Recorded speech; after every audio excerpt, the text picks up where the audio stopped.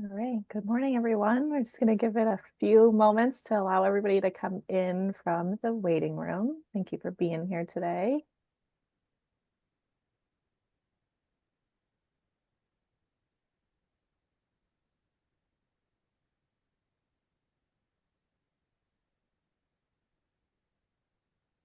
All right, so we'll get started as people continue to filter in. Thank you all for taking time out of your busy schedules today to join Governor Mills's Opioid Response webinar series. I am Maddison Bourassa. I'm one of the SUD program managers at the Office of Behavioral Health. I work very closely with Gordon Smith. Gordon sends his appreciation for you all being here today and will join us at the next webinar series. Today's topic is prevention, a whole community approach. Very excited about our presenters today.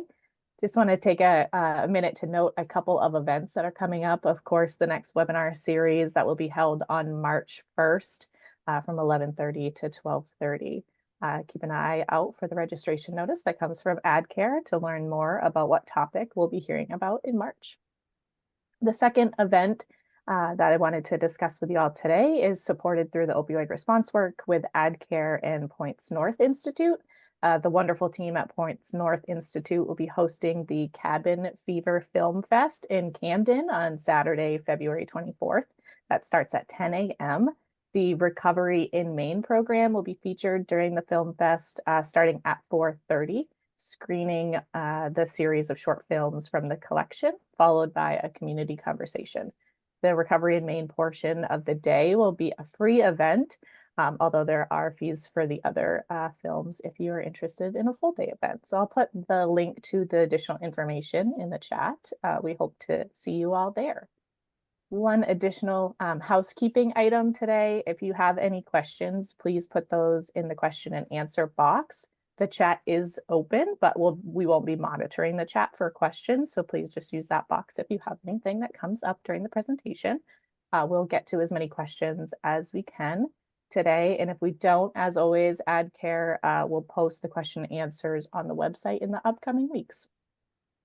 So I'm joined today by some really wonderful folks, both of which I have the pleasure of introducing to you all. We'll start with Bridget. Bridget O'Connor is the Chronic Disease Prevention Program Manager at Cumberland County Public Health Department.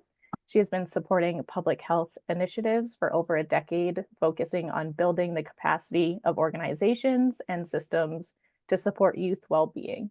Bridget is most comfortable in the role of convener and community organizer, bringing people together to explore community needs and opportunities and co-creating solutions that are informed by the perspectives of those impacted by systems. Bridget lives with her husband and daughter in South Portland, where she serves as a proud and vocal member of the city's Board of Health. When not tending to her backyard garden, same, you'll find her out running at dawn, diving in the ocean, and heading to the mountains for a day of skiing. We also are joined by Leanne Dodge. Leanne is a prevention specialist and the program director of SOPO Unite, All Ages, All In, a drug-free communities coalition. She has a master's degree in adult and higher education. Previously, she was on the Maine CDC's prevention team and provided oversight and technical assistance to community coalitions across the state. She worked at the University of Southern Maine as the Assistant Director of Student Life and Coordinator of Substance Use Prevention and Wellness. She was the coordinator of the HEAPP program, Maine's Higher Education Alcohol Prevention Partnership, and worked with over 20 of Maine's campuses on substance use prevention. She has been a Prime for Life instructor for DEEP, the Driver Education and Evaluation Program, for the past 20 years and teaches the Under 21 program. She worked at the University of New Hampshire as a residence director for 10 years. She lives in Dresden, Maine with her husband, Andy, and their yellow lab, Minnie Pearl. I will, at this point, I think, pass this over to Bridget to kick us off with the presentation. Wonderful. Bear with me, everyone, for a moment while I set up our slides for today.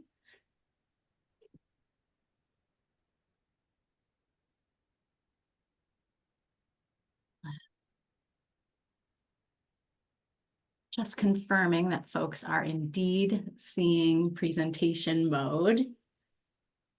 Not seeing presentation mode quite yet. Is there a delay? I need to get.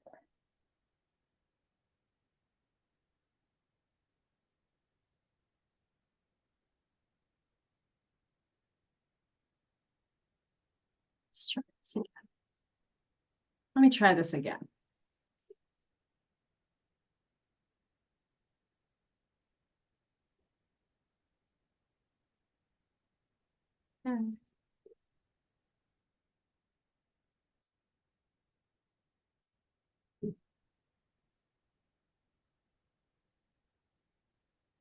Coming here to help me. Oh. How about now? Yeah. We're seeing the next slide in the notes as well, though. So I think you might just need to adjust the settings on the display. Hold on just a second. Yeah, I need TA support.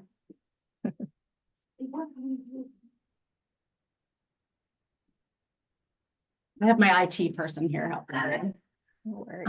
Maybe, I think it's.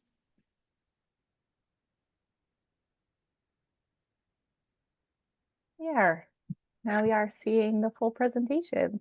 Okay, perfect. Thank you, everyone. I love the positive affirmations I'm seeing via the chat. So thanks everyone for bearing with my technical ineptitude, and lots of shout outs to my IT staff here. So I'm really honored to be here presenting alongside my longtime colleague, Leanne Dodge. We were invited here today by Maine CDC to talk about the prevention work happening in South Portland. I feel like a lot of people admire the amazing work that Leanne has done in South Portland. And while Leanne is definitely the secret sauce, the special ingredient to South Portland Unite, there is a science behind what Leanne does.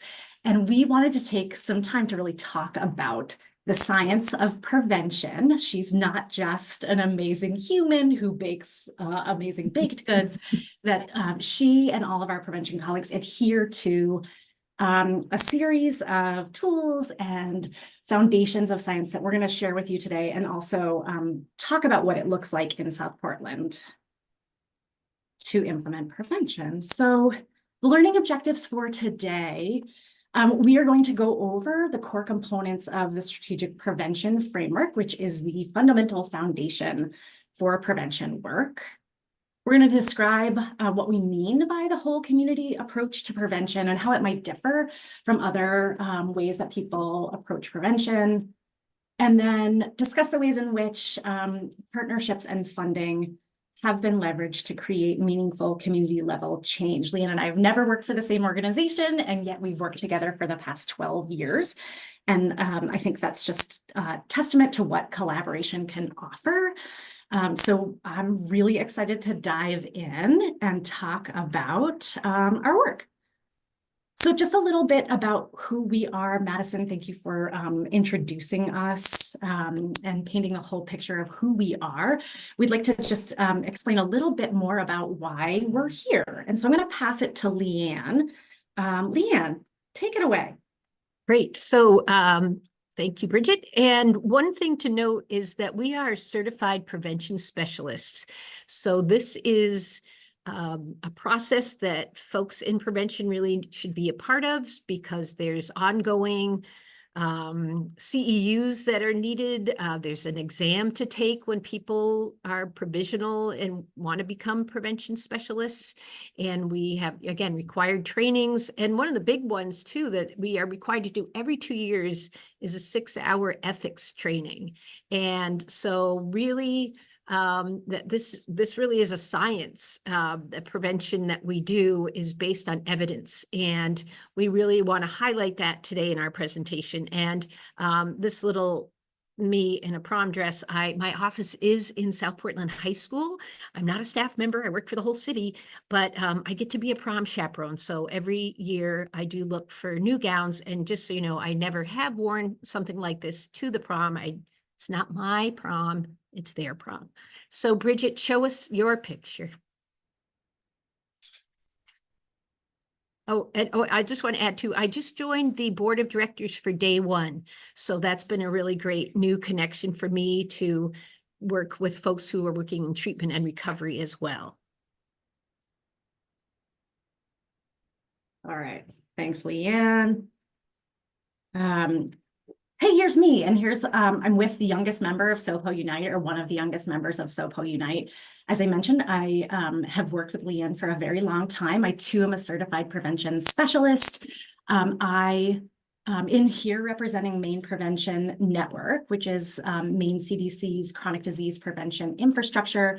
I oversee prevention work for Cumberland County at Cumberland County Public Health Department. I started my career at the Opportunity Alliance in the public health program and took on leadership of a coalition, a drug-free communities coalition, of which Leanne was a member. So again, we've been working alongside one another for a really long time. And I think the thing I wanted to say here is that I've trained groups, other coalition members and communities on these tools, and there has been some amazing work that has flourished. So just wanted to give a shout out to all of the amazing communities who bought into this concept of the strategic prevention framework and are doing amazing work locally. I also, not pictured here, are our many colleagues who have helped support us and offered us wisdom along the way. And, you know, anything smart we say probably came from our colleague, Liz Blackwell-Moore, who's helping me on the side over here with my TA. So definitely wanted to give a shout out to Liz, who's been doing work in South Portland a decade before we arrived on the scene. So definitely, can't do this without a team of amazing people surrounding us. So again, I mentioned we are here today just to introduce the science of prevention, and there are fundamental tools that we rely on to guide our work. And these tools, we will talk about the components of the tools as we provide examples of our work in South Portland as we go on. Preventionists have also been accused of being extremely wonky. So we're going to try to balance out some of the wonkiness of prevention with some real stories and applications of the tools and keep it light on some of these scientific frameworks, but hammer home the really important stuff. So if there's one tool that I should be sharing with you right now, it is the strategic prevention framework. It is required by most, if not all, SAMHSA grants. It is a tool for understanding, deeply understanding what is happening in community so that we as preventionists, or really any field, are creating strategies that are designed to meet the unique needs of community members. It helps us identify community conditions that are either supporting health or preventing health. And this is the tool that I have used since I began my work in prevention. So just a quick notes, there are going to be a lot of words on this slide. I apologize for that up front.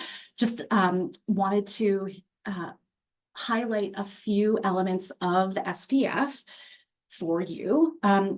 We always start with assessment. So really that's the understanding through data and really embedding within the community what's happening in a community. What are the community conditions that are driving health? Capacity building is ensuring that communities have the resources that they need, either the skills or the funding to execute plans. The planning component ensures that you are bringing multiple groups into the work with you, including community members, to design what it is that you'll be doing on the ground. Implementation is delivering those evidence-based programs and practices that you've identified through the previous steps, and then continually monitoring your work. At the very center is sustainability, and that does not mean doing your work without funding. It means identifying mechanisms to ensure that your work endures. And that could be through policy change. You'll hear about that later. You'll also hear an example of how we've integrated cultural responsiveness into our work by ensuring that strategies are meeting the needs of those who have the highest burden of or barriers to achieving health.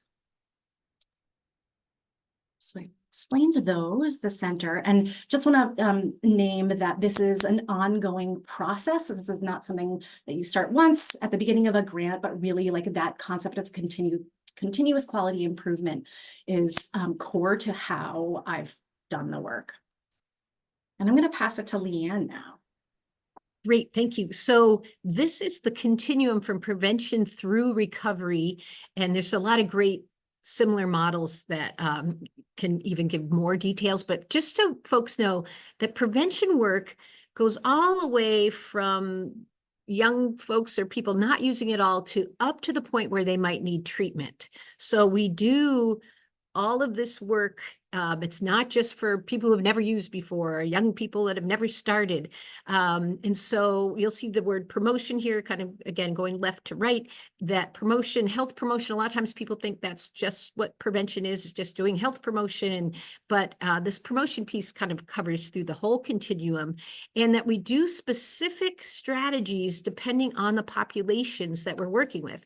So you'll see universal, and that would be our work for everyone in a community. And then specifically selective, there might be higher risk groups that we work with, and we'll talk about some of those groups. And so that those higher risk groups that we do some specific strategies with those folks, and then indicated that might be for those kind of showing warning signs or starting to use. So that's where our work is through all of those pieces. So if we'll go on to the next slide for this whole community approach. So I will just say this piece is that there's going to be many different parts to this work. And sometimes people think, well, just focus on the youth, just work with the young people, or just work with the families. If the families did more, this wouldn't be happening, all of that, but it's really much more and many more people. I like to say, and have heard from folks, it's really working with young people, but also any adult in the community that has an impact on youth. So really think about, you might have heard the saying, multiple strategies in multiple settings. And if we go on to the next slide, these are all the possible, and there's probably more, but we use, there's a list of 12 different sectors of the community that we work with, and really thinking about these 12. And just so you know, you're going to be getting these slides so that you don't have to write all this down right now. And but these are all the significant sectors that we work with. And when we talk about later a little bit about the policy changes that we've made in South Portland, I was counting it up, and out of the 12, we used about 10 of those different sectors to really develop this restorative policy we'll talk about. And the next piece is that we use these 7 strategies in our work, and that the ones down here at the bottom at the apple basket area, these would be kind of strategies for individuals. And so I'll just kind of bang through these for you. But for those individuals, providing information, so that would be doing educational sessions or teaching specific informations, mass media information out there in the world with information about what's going on and all of that. We'll talk about that a little more. And then also providing support for folks. One example was this Monday night, we had a parent and family support meeting for parents of LGBTQ plus youth. And we had 30 people come, and there were parents and their kids came without Maine. So really providing support is one of the key things. And then enhancing skills is another key one. How kids' refusal skills, which always sounds so dorky, but it's so significant that someone learns those refusal skills because you'll use them your whole life. And then also enhancing skills for parents or anyone working with youth again. We have a program called Sidekicks that actually teaches middle school and high school students how to talk to their peers, because we know that peers are often going to go to their peers first when something's going on. So it teaches students actually motivational interviewing skills. So those are those individual skills. Then these other pieces is the broader community. And so we have, again, reducing barriers and enhancing access to things. So for example, like Bridget was saying, we are now translating a lot of our materials into 5 different languages. The Maine Integrated Youth Health Survey used to be only in English. It's now translated into 2 additional languages and hopefully many more, so that people have access to giving the data that's so significant in this work. We also have a committee right now working with youth and the community on providing better transportation here in South Portland. So it's great if you have all these great resources for kids and healthy alternatives, but if they can't get there, it doesn't matter. It takes 26 bus stops to get from the teen center over to the Boys and Girls Club. It takes an hour and a half. So when you say that to people, like, what? So really that would be a critical thing. And you might go, well, what does that have to do with substance use? Well, if we want students to have healthy experiences, make connections, as we always say, connection's the opposite of addiction. But if they can't get to these things, then that's not going to happen. So that really is directly connected to substance use prevention. Again, making changes in the community and changes in consequences. So again, when we talked about also working with law enforcement that do compliance checks for places that sell alcohol and cannabis, and that is a key piece for them to do compliance checks. And if someone's doing the right thing, really honoring and kind of that positive affirmation, thank you for doing the right thing. And then if you're not doing the right thing, there can be some consequences about that. And then finally, the 7th one is, again, that environmental changes in the community. For an example, lighting in kind of high risk areas, at night. Also, one of our big things is that years ago, a student, when he was in 6th grade, his parents said, we're tired of taking you to Portland to the skate park. Write to city council and see if they can make a skate park here in South Portland. And he did. He wrote to them and he never heard back. So then he went to 500 door knockings and got 500 signatures. And although he is a freshman in college now, we have a huge, amazing skate park right by our high school. And they say, if your city doesn't have a skate park, your city is the skate park. So moving on to the next piece. And again, I wish we had 16 hours to talk to you, but we don't. So we're going to talk really fast. And one of the things is to know when you're doing evidence-based work is to figure out, well, what doesn't work? And a favorite colleague of mine and an old boss, Bill Lowenstein, used to say, we only know what we know right now. And years from now, we might look back and go, wow, this would have been a better approach. But what we know now is what doesn't work. And that there can be things that we do that can be harmful and actually not helpful in this work. I will start with the young brain, which a lot of us know about, but the young brain, the part of the brain that's fully developed at 13 is the part of the brain ready to take risks. And I always say this to kids, like, does your parents ever say to you, what were you thinking? Or if your friend jumped off a bridge. So at that age, and again, we know that it's not fully developed, that prefrontal cortex, which is judgment, reasoning, caution, is not fully developed till our mid-20s. And so the risk-taking part of the brain is ready to go, and other parts, hormones, and all of those things in a young brain can really play an impact on a young person and how they respond to the work we're doing. So for some who are sensation seeking, or again, they have that risk-taking piece, that oftentimes they're hardwired to question what we're talking about. And some of these things that as an adult, you might go like, wow, not good. A young person might be like, wow, that looks cool. I might want to try that. So I'm going to go through these really quickly. Scare tactics don't work with young people. And we'll show you in a minute why that is, how their brain responds to scare tactics. Assemblies, one-timers doesn't cut it. And people will say, there's a great speaker. It's only $20,000. And he talks about his, and you're like, okay, that might work for some, but for most folks, For some folks, it can be harmful to hear some of those stories. And one of the things to say is that a lot of people have really great intentions to help with this work, but really to do what is not harmful is really important too. Now, people in recovery, a lot of folks would like to do some more work with youth, and universally that is not effective, but it can help with that selective or indicated population with higher risk, folks who might be in treatment, or that, again, for early intervention that is effective, but not for the kind of like this grand assembly in the gym. The other piece is if we put up signs all through the high school, like one pill can kill, and all of these pieces, that it gives that message like, wow, everyone is doing it. It's everywhere.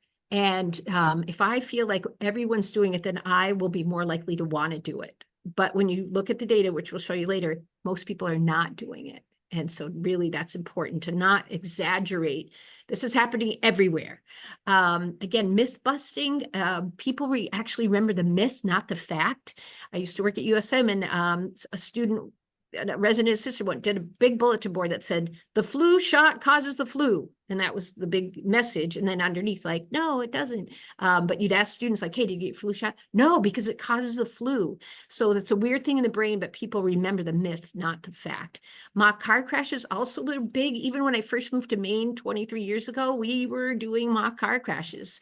It turns out it only has a 36-hour impact on a young person's brain. So you'd have to be doing it while they were getting that prom dress on for that to have any impact. And people might remember it like, I remember in high school, it was so cool, and I got to play a dead person.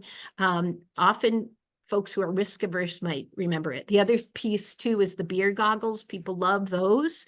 Those also don't work. And those were created by, they used to call this guy the barf doctor. And it was actually created for space travel to simulate how vision changes in space. So it actually doesn't work. I worked at the New Hampshire Teen Institute. We said, let's try this. I was working with the National Guard counter drug folks. They said, why don't we go to the mall, get on a video game, get kids to play a fake driving with the goggles on. Well, the bummer was the kids did better with the goggles on. So again, doing these things can be harmful, and actually like, I'd like to try this. I want to see if I can do this. Drug fact sheets don't provide enough other than just a whole bunch of information that a brain can't really take in. They're not as effective. Like, well, let's just write a term paper on all the different substances. That's not an effective tool. Doing role plays of drug dealers can be harmful, kind of joking around about it. So that's important not to do that. You can use other behavior refusal skill kind of practicing, but not this like, hey, you want to buy some weed? That stuff doesn't work. Moralistic appeals, not helpful to be preaching, or there are some model programs. Sometimes I think there's one called Too Good for Drugs. You're like, okay, that is shaming and not helpful of a title. And then we also know that grouping at-risk youth together can be risky, except if it was by a clinician and working focused on that, again, that like indicated population, but doing it just in a big group can be a risky thing. So moving on, why these don't scare tactics are possibly damaging. And I'll just tell you a little bit about, again, we already talked about the brain, but this is why those things don't work so well, is that the reaction when you show a scare tactic, the first thing would be like denial. This can't happen to me. No way. Numbing of, I don't really understand all this information, so I'm just going to tune it out. Avoidance of that information. This is too scary. I'm not even going to look at it. Again, that one pill can kill. Big posters that we get sent. You're like, okay, I'm not putting up 30 of these in the high school. The other pieces is kind of skepticism, going, okay, well, I do know someone that uses and they're fine. This stuff isn't happening, so I'm not going to believe you because you're just trying to manipulate me. The other thing is, hey, your brain on drugs. Who remembers that with the eggs in the frying pan? So their brains go, hey, yeah, your brain on drugs with the side of bacon, right? So just joking about it. And then again, just finally making it seem like this is huge. Everyone's doing it. join in. So that's the scare tactic piece. I'm going to pass it on over to Bridget now. Thanks, Leanne. I am here to elevate another reason why we as preventionists are absolutely moving away from the utilization of scare tactics, why we are examining community level strategies to impact substance use. And that is because information only based models of prevention ignore the context in which young people live. So I guess scare tactics and information assumes essentially that all young people are created equal. It ignores the really complex factors that define a community and that drive health. And so there is increasing awareness about the impact of trauma on health outcomes. And I think introductory, many people were focusing on those individual factors, and there has been an increased awareness of the really complex community and environmental factors that likewise and more significantly can drive an increased risk for substance use. So meanwhile, we all know that there are certain groups who are more impacted by substance use. And it's not necessarily because of identity, but because of how society has treated these people with identities. You think of these structural factors that you're seeing in section 2, the roots of the tree, structural racism, discrimination, substandard housing, inadequate food, inadequate availability of jobs. It's these factors that create more stressors for people that result in fewer social supports that again drive rates of substance use. And so really our obligation when resources are limited is to focus on what will have the most impact in communities. And for us, it's really been focusing on the roots of the tree and trying to figure out how we influence the what's in the soil.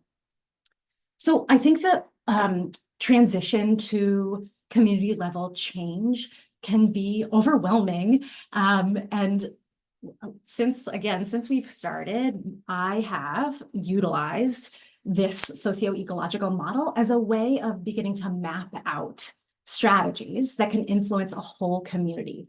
The socio-ecological model acknowledges that young people, which essentially is the focus of our work, what we're funded to do, that they don't exist in a vacuum, that they are influenced tremendously by the relationships that they have, the organizations that they're a part of, the community in which they live, and the policies and systems that drive these other factors. So we later on will demonstrate how we've mapped out strategies in South Portland to ensure that we are hitting all levels and moving toward sustainable change. So I think I'm passing this on. No, this is me. So again, we are here. I've offered some tools. We really wanted to make sure that you know how we've applied the tools in community. So we are going to start by explaining how we've used data over the years to guide the work. So we examine trends over time. I know Leanne offered her coalition members yesterday how substance use has looked over the years since they've had the DFC grant. We'll share some of that data later. We've used it to drive strategy development. Again, I'll give an example of how we've done that in just a second. Essential for us is identifying who is more impacted within our service area, and then to understand what risk and protective factors are driving that inequity and how can we influence those.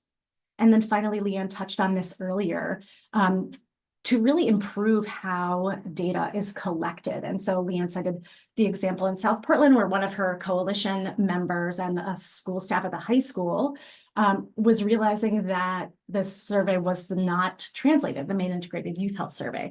So they did a lot of advocacy to ensure that there was expanded access to the Maine Integrated Youth Health Survey. And now it's available in 2 additional languages, Portuguese and French, with hopefully more. But how we've used this, I'm going to offer an example of an analysis that was provided to us when I worked at the Opportunity Alliance. We had a federal grant. It was focused on priority populations. We were required to have an epidemiologist on staff, and this allowed us access to disaggregated data and enabled us to look at these protective factors and risk factors that were correlating with substance use behaviors. And here, the example that we're offering is high school data from a collection of schools in Cumberland County that separates out how the impact of protective factors on substance use, comparing LGBTQ plus youth, they're in the blue, against or compared side by side with heterosexual and cisgendered youth. And so you can see from these two bars on the right that family support had double the impact on substance use behaviors. So it was twice as effective at reducing risk for alcohol use. And that caused us to shift strategy from focusing specifically on school environments to really digging deep in understanding how we could enhance family strategies that could better support young people, that could better support parents. And so Leanne mentioned the family focus group, or family support group rather, that we've been hosting through Maine Prevention Network in partnership with Out Maine. That's really designed to offer parents networks of support and resources to ask questions and sharpen their skills around how they can offer love and support to their young people so they feel like they belong and matter. So you've done your assessment, you have data, and now what? How do you know where to go? And this is what we have compiled in terms of a collection of strategies. So Leanne, I believe I'm handing this over to you to talk about the mix of strategies being implemented in South Portland right now. Yeah, thank you. So, and she's going to click along and show you, we'll just do one little section at a time, but kind of quickly. So again, working at that individual level, that really connecting groups throughout the schools to have some connection to South Portland. So SOPA Unite, we started with 3 students back in 2016, and now we've had over 400 that have been in the group. And the alumni are involved who started the group, who have now graduated college, but really connecting the Black Student Union, the GSTA, Gay Straight Trans Alliance, and really thinking about how we share common goals. And our mission is to create and sustain a safe, just, and healthy community to prevent youth substance use. And you could use that first few words for all of those groups.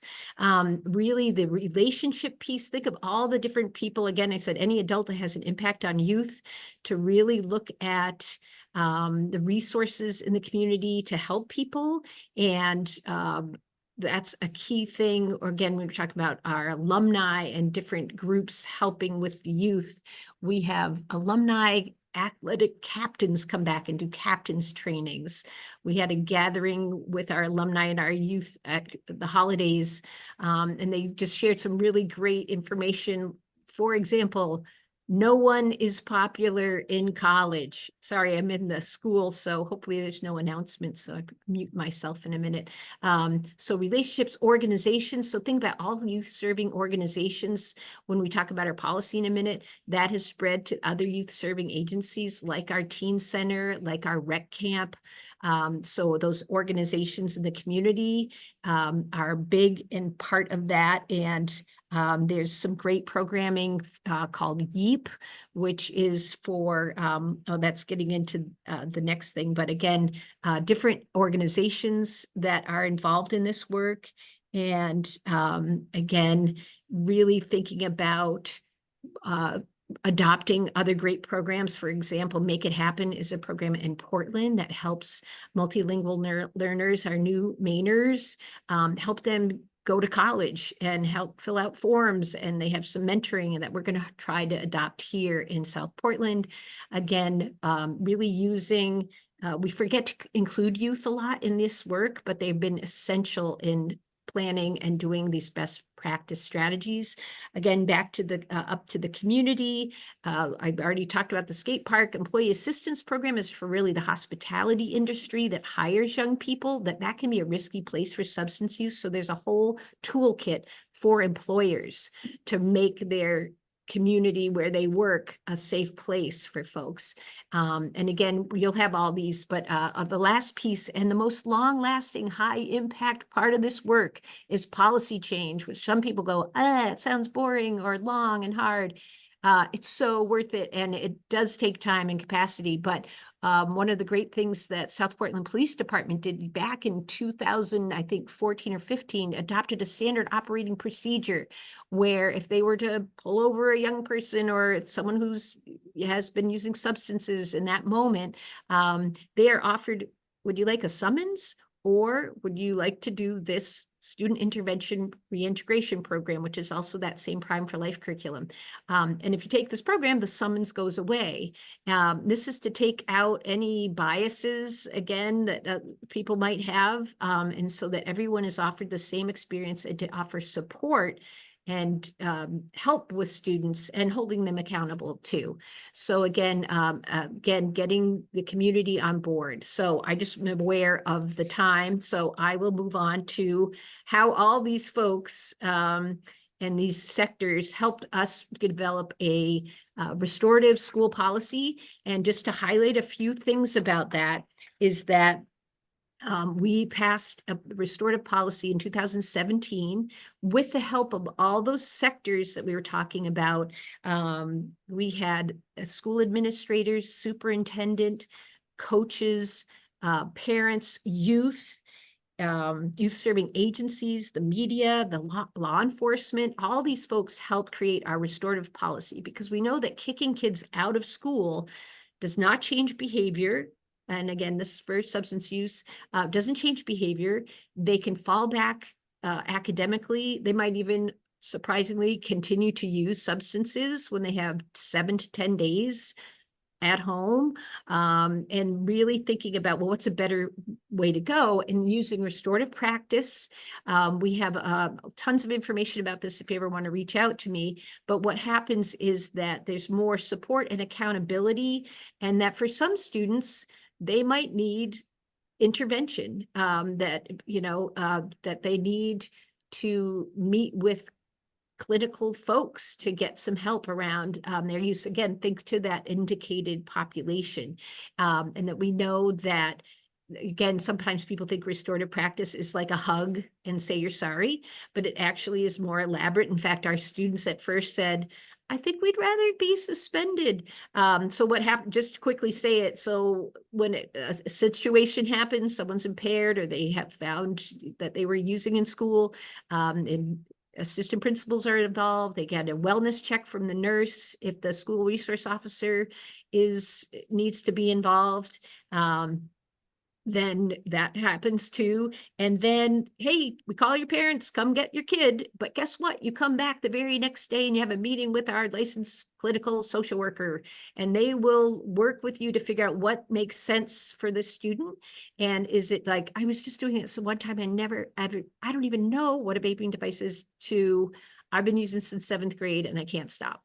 And so there's different things for each student that would be applicable for them. And then we have an in-school restorative coordinator, and they spend a day in that classroom, and they have to write out the restorative response, which some people are familiar, like what happened? What were you thinking at the time? What have you thought about since? Who's been affected by your choices? What can you do to make things right? And what can we do to support you? So really just how many people are involved. So we will continue on with our presentation with you, because I could go on and on, as you can tell. So Bridget, take it from me, away from me.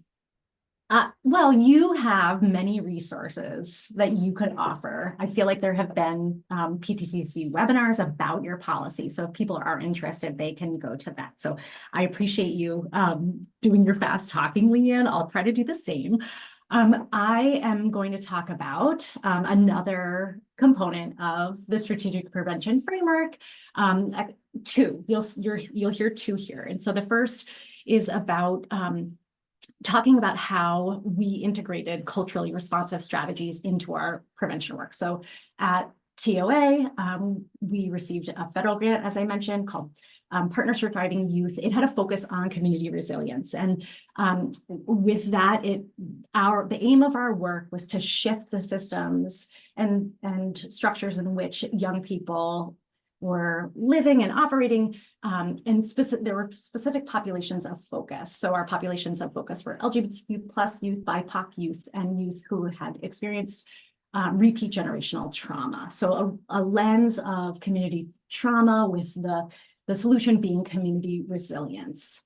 So again, our approach was to implement systems level changes guided by the SPF. And that to do that, we would build the capacity of these systems and better connect healthcare, schools, and neighborhoods to meet the needs of the priority young people.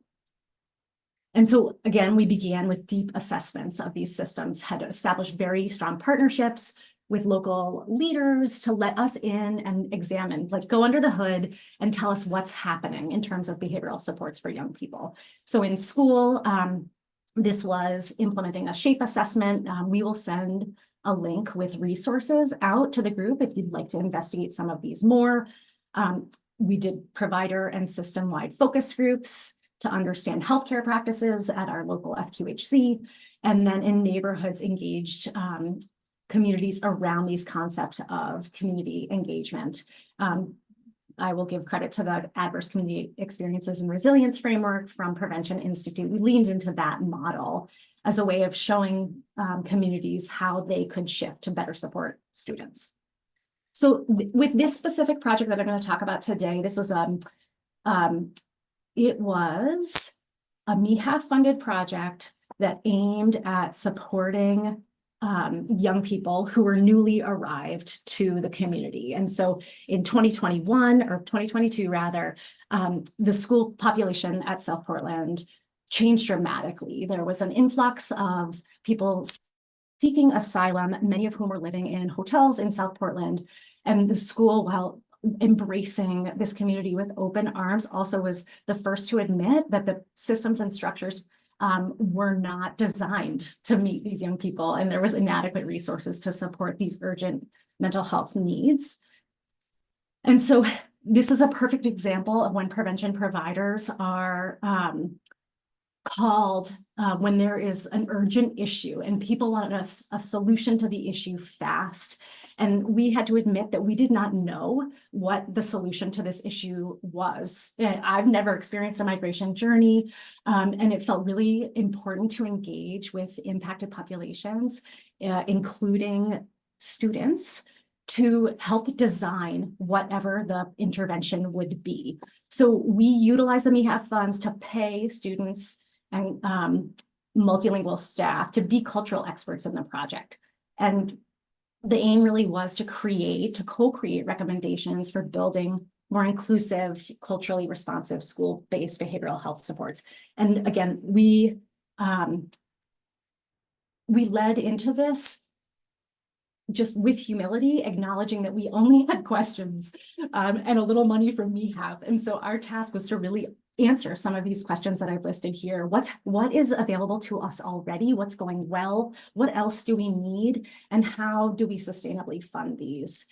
With beautiful results. So acknowledging time, just want to say that what we would have presented was entirely different than what we ended up learning and then recommending. So at the center, the students for us identified what health and well-being meant to them.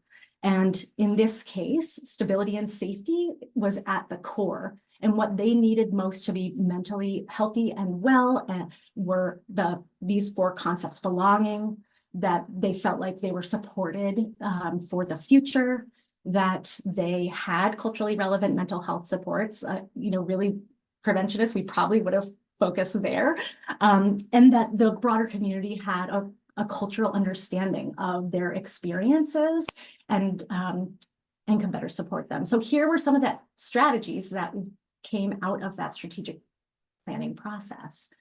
Culturally relevant food options. Food is connection.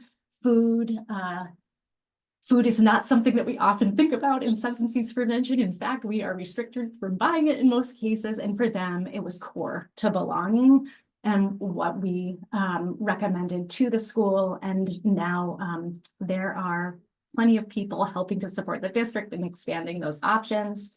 Leanne mentioned the Make It Happen group. This group was really driven to,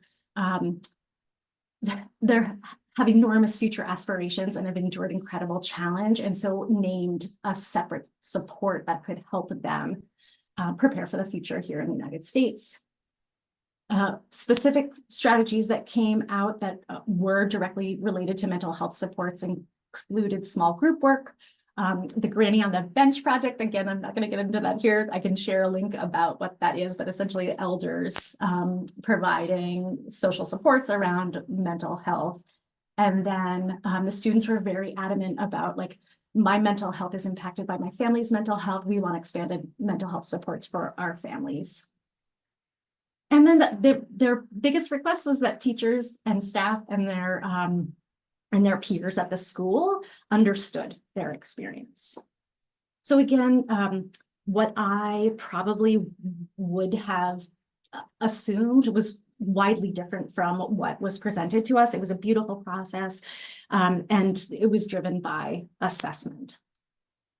So I'm going to transfer this to Leanne now to talk about what this all means. How do we know that what we are doing, what we're preaching about here works? So Leanne, tell us what it all means.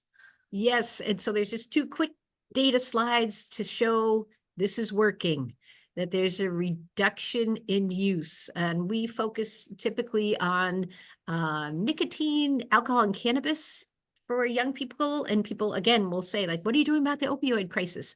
Well, young people typically don't start with the opioids. It would start with these. And we have seen a reduction over these past few years prior to our coalition coming together and to today. And we're hoping in the next few years, we'll see even more of a decline. So again, this is around cigarette use, alcohol. And the next slide, Bridget, is really, again, about, with, again, kind of looking at cannabis use and prescription drug use.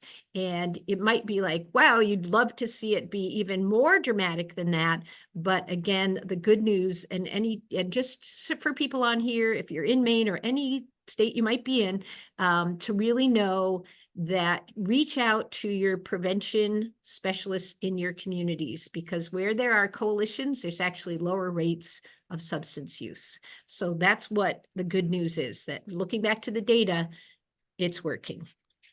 So that we have like a minute to answer, a couple minutes for questions, but also, kind of tying it all together, just to say again that multiple strategies in multiple settings, and that this really to reach out to the people in your community, and that really so many parts of this impact prevention. Think of all those layers of people. And I'll turn it to Bridget too to answer any questions or last comments.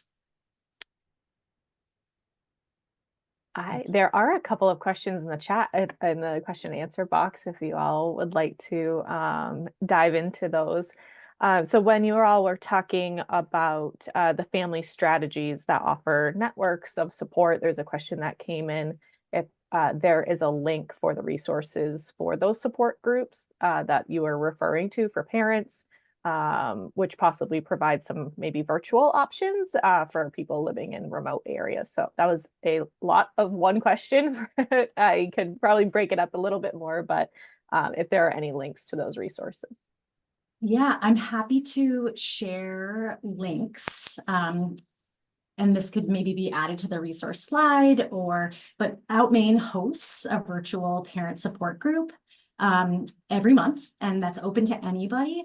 So that's a accessible way for parents to be plugged into that sort of support group. We have expanded the in-person to be family support groups, so then young people at the same time can engage in a network of support. So those, I'm not sure we have another one scheduled. There may be one at the Cape Elizabeth Library coming up. So if this person wants to reach out to me, we can keep them in the loop about future events. But Out Maine does a really good job of promoting the events that they have. That's great. Thank you. Yeah, and any of those links, I'm sure Lorena and I can kind of collect those from you, and Lorena can send those out to the group following this meeting and with all of the recording. So thank you. Another question that had kind of come in was, how did you engage youth to be part of the project, including if there were any incentives for them to join, and then kind of what were some of those activities, if you want to, you have a few minutes to dive into that. Sure. So yeah, luckily, and I know I'm very fortunate, my office is in the high school. So I have access to not only students, but coaches, teachers, parents. Like, if you can get into a school and have your office there, I would recommend it. But again, what we did to involve youth is a couple quick things. So again, 3 people, and they were leaders and they were actually athletes. And then they told 2 friends and they told 2 friends, and that we really, in the beginning, we said, hey, do you guys want to sign a code of no use? And they said, no. And that some places do that you have to sign, like, I will never use, and I will tell on my friends. So this is not the tattle group. This is really much more of a leadership opportunity. And that our students said, you know, we don't really want to do anything for our peers, but we'll go down to the middle school. And that's how it started. Like, because wow, high school kids are very cool to middle schoolers. They are top, they're like famous Hollywood actors. So we started with that, and then they got braver and did more and more. And now they've done so many big things that our policy is actually the model policy, the DOE and the CDC. It's now spread to 10 different states. It's actually in Santiago, Chile, where our superintendent is now the superintendent there. So it's actually an international policy, and it would not have happened without the students. We also have an restorative athletic code. I just forgot to mention this. We don't kick kids off of teams. They do a restorative process. Some schools you can get in trouble once. The second time you get kicked off of sports for all 4 years, all sports.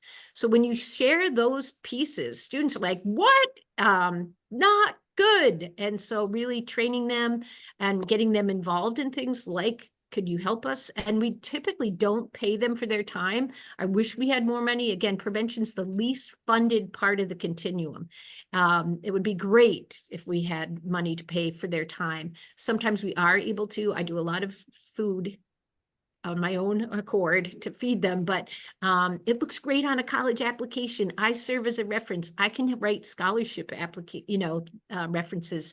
So it's really a lot of people to see that 400 students have been in it, 70 siblings. It's really like, wow, we had no idea that that's how big it was going to get. That's Don't wonderful. get me started. Yeah. Very impactful work. I think we're just getting you started at this point. We're trying to fit it all into a very short amount of time. Just paying attention to time. Just want to highlight a lot of the appreciation and the love that's in the chat for all of the work that you all are doing. So we really appreciate that. There are some questions that have come in the chat. Just about how folks can know if this is happening in their own community. So I think we could probably close out the conversation with where folks can see that. And I think Megan Scott might have already been sharing some of that in the chat as well. But we'll definitely get those links out to everyone. But thank you, Leanne and Bridget, for joining us today. This has been really great, really impactful work that you all are doing. And appreciate your time chatting with us today. So Thank you all. Thanks so much. And I would just add one last thing. Bridget and Liz wrote the grant for so many of us to do this Drug-Free Community Coalition. And so we really owe so much thanks and gratitude for their expertise. And that please don't get yourself too full of yourself. Go out and connect with people. And you need so many people to do this work. So be open to collaborating. Absolutely. Connection is very, very important. Thank you for closing us out with that, Leanne. And thank you everyone for joining us today. We will follow up with the recording and the presentation materials on the AdCare website. So thank you all. Take care.